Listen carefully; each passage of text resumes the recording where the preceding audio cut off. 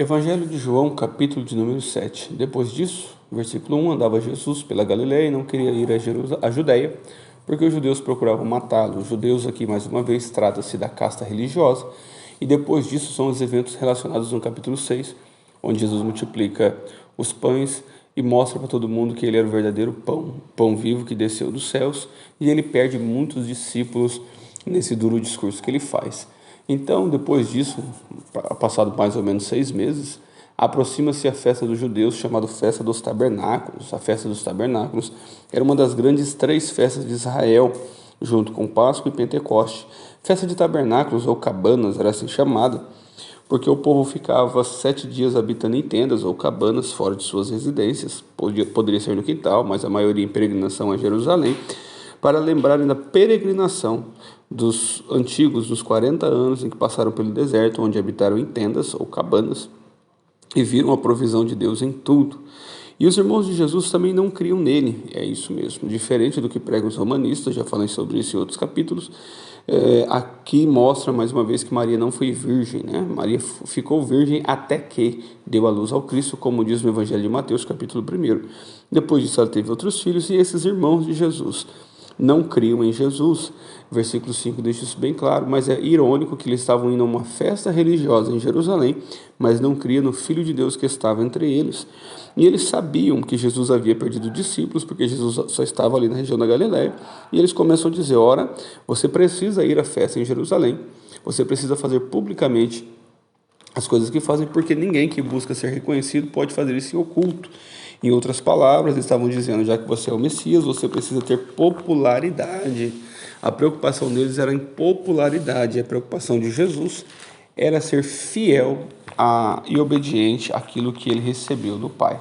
E aí, do versículo 6 ao 8, Jesus conversando com ele vai deixar bem claro o seguinte: o mundo só odeia aquilo que lhe condena. Se o mundo nos ama, certamente a nossa mensagem tem lhe agradado, ao invés de gerar confronto. É claro que a gente precisa entender isso, esse misto de sentimento que envolve as pessoas.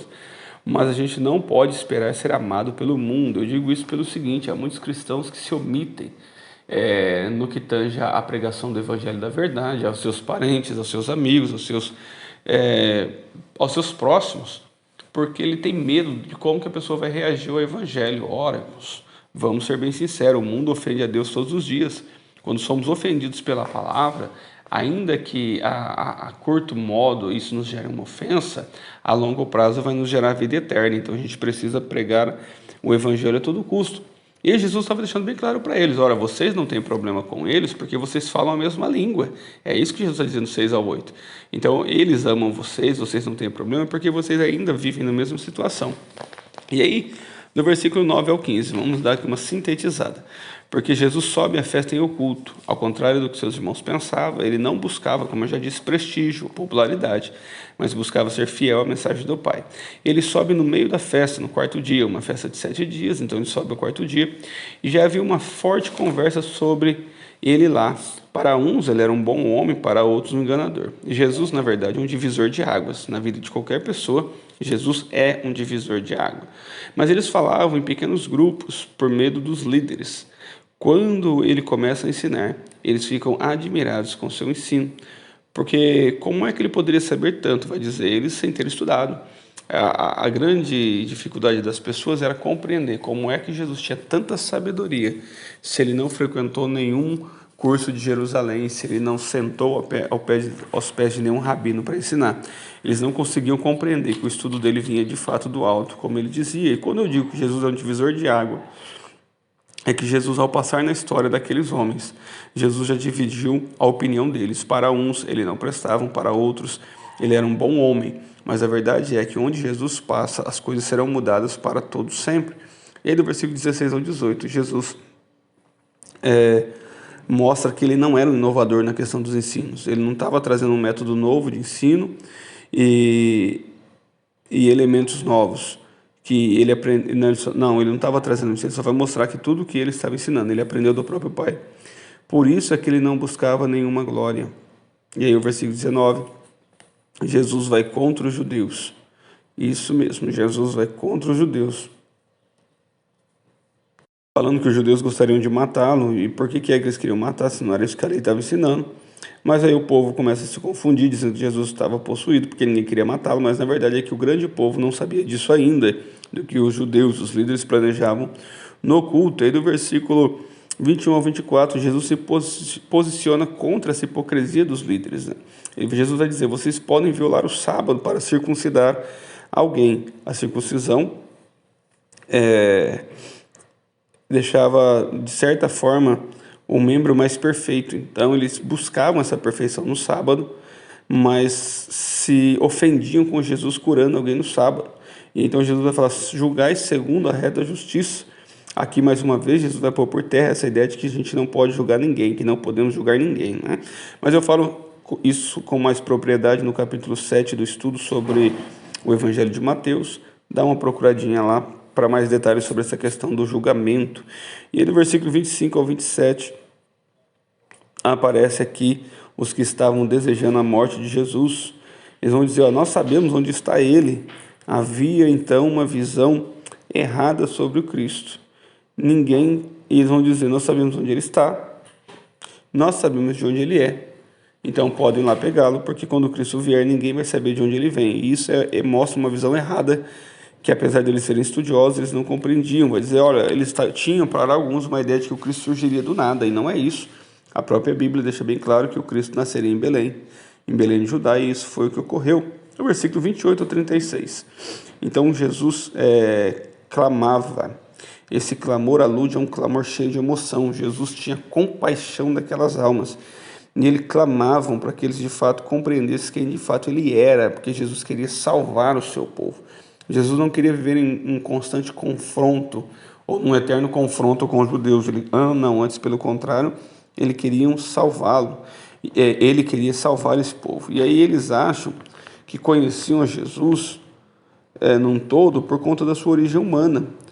Nós sabemos quem é seu pai, nós sabemos quem é sua mãe, essas questões humanas. Mas na verdade eles não sabiam nada sobre a origem divina, não sabia que ele veio do Pai, e a multidão cria nele. Os fariseus, por outro lado, que só queriam matá-lo, enviam guardas para prender a Jesus. A possibilidade de receber Jesus pode ser perdida. Isso é interessante.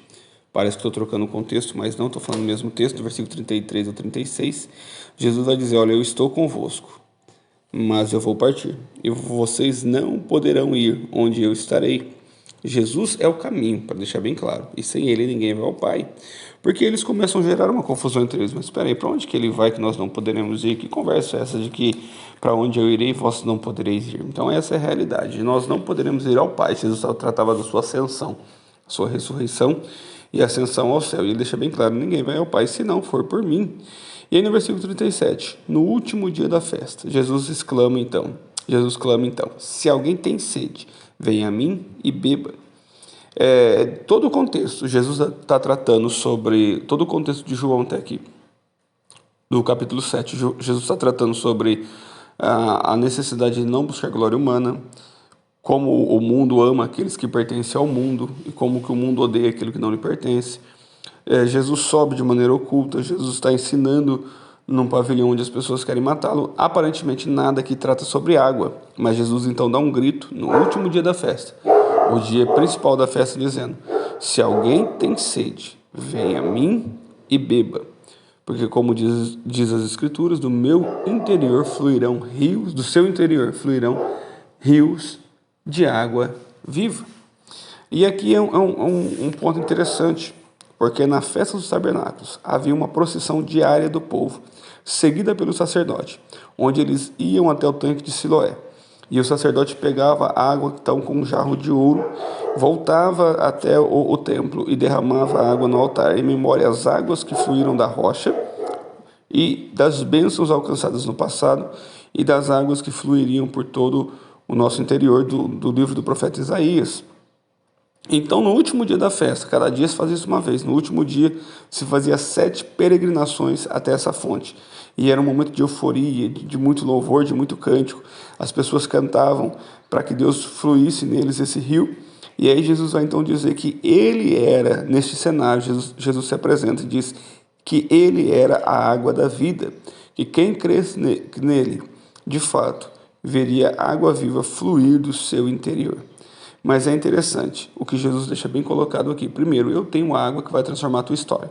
Jesus se revela a eles como se revelou à mulher samaritana do capítulo 4 do Evangelho de João. Assim como Jesus prometeu para ela uma água que ela não tornaria a ter sede, aqui Jesus vai falar para eles: eu tenho uma água que vai fazer fluir rios de água viva dentro de vocês. Eu vou saciar a sede que vocês têm no sentido de conhecer a Deus. Vocês não precisam mais peregrinar, vocês terão dentro de vocês a minha presença. Mas Jesus coloca de maneira condicional. Ele diz no versículo 37, se alguém tem sede, venha a mim e beba. É condicional.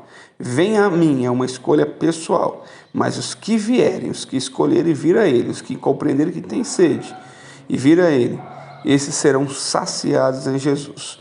O mesmo convite que Jesus faz, volto a dizer, no João capítulo 4, a mulher samaritana, aqui ele faz a multidão que o ouve, e assim ele divide mais uma vez a multidão. Versículo 43. É o que eu disse, Jesus ele é um divisor de águas. Muitos queriam prendê-lo, mas ninguém pôs a mão nele. E aqueles guardas, então, no versículo 45 ao 53, para a gente fechar, que foram para prender Jesus, voltam na presença dos principais sacerdotes sem Jesus. Eles voltam de mão vazias. E aí eles perguntam por que não prenderam Jesus. E os guardas vão dizer: ninguém jamais falou como este homem. Eles compreenderam, eles viram nas palavras de Jesus palavras de vida, palavras que transformavam, palavras que traziam mais do que simples instrução, palavra que trazia vida. E aí então os fariseus se irritam, vai chamar o povo de povo maldito, porque dizem não compreender a lei. Nicodemos, que era um deles, que é aquele que foi ter com Jesus de noite, ele tenta apaziguar a situação, se coloca contra todo o sinédrio, dizendo: condena porventura a nossa lei? Versículo 51, alguém sem primeiro ouvi-lo? Então eles vão e debatem de frente com Nicodemos, dizendo: porventura tu também da Galileia? Examina-nos e verá que da Galileia não surge profeta algum. Então cada um foi para sua casa, mas na verdade o Velho Testamento vai revelar alguns profetas que vieram dessa região próximo da Galileia, da região da Galileia. Mas a grande questão eles pensavam conhecer Jesus, achando que Jesus, por viver na Galileia, nasceu lá. Eles desconheciam até o simples fato de que Jesus havia nascido em Belém, conforme diz as Escrituras e conforme profetizava o Velho Testamento acerca do nascimento do nosso Cristo.